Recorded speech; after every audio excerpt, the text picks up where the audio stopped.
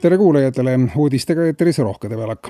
Eile tabas Auvere elektrijaama korstend tundmatu droon. Suuremat kahjujuhtum ei põhjustanud, kuna jaam ei töötanud ja oli taas rikke tõttu seiskunud. Valitsus näeb juhtunus aga uut võimalust. Kaitseministeeriumi hinnangul sobiks Auvere elektrijaam hästi drooniharjutuste polügooniks. Ametnike sõnul on tegemist ideaalse objektiga, see on suur, see on kallis, see on päris, mitte molaaž ja enamasti kasutamata ja neelab regulaarselt remondiks miljoneid. Selle asemel aga saaksid plaani kohaselt droonioperaatorid seal harjutada nii täpsuslööke kui ka sihtmärkide tuvastamist ja droonisõja strateegiat ja taktikat laiemalt. Tegemist on mitmekordse kasuga, riik pääseks kulukast probleemist nimega Auvere elektrijaam ja Kaitsevägi saaks vajaliku õppeväljaku.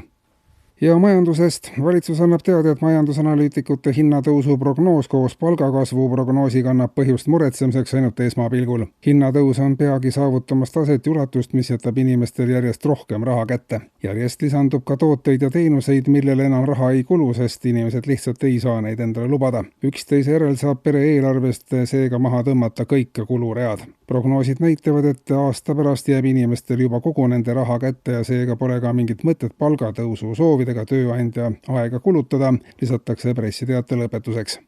Valitsuses on aga valmis saanud erakondade toetusprotsentide reguleerimise seadus, mis annaks valitsuserakondadele pingelistel aegadel lisakindlust juurde.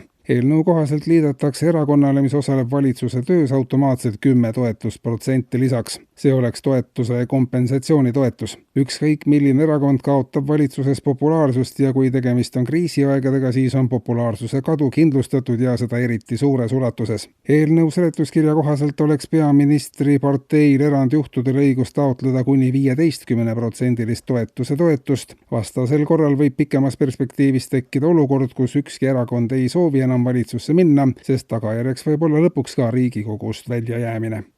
Ja lõpetuseks statistikat. Eilseks valmis valitsuse tellitud põhjalik uuring teemal, kui väikese summaga on võimalik tegelikult ära elada ja uuringu tulemusena selgus, et see vahemik on päris lai.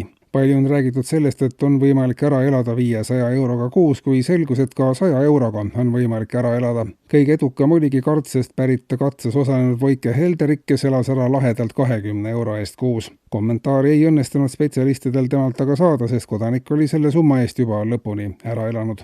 Eetris olid uudised.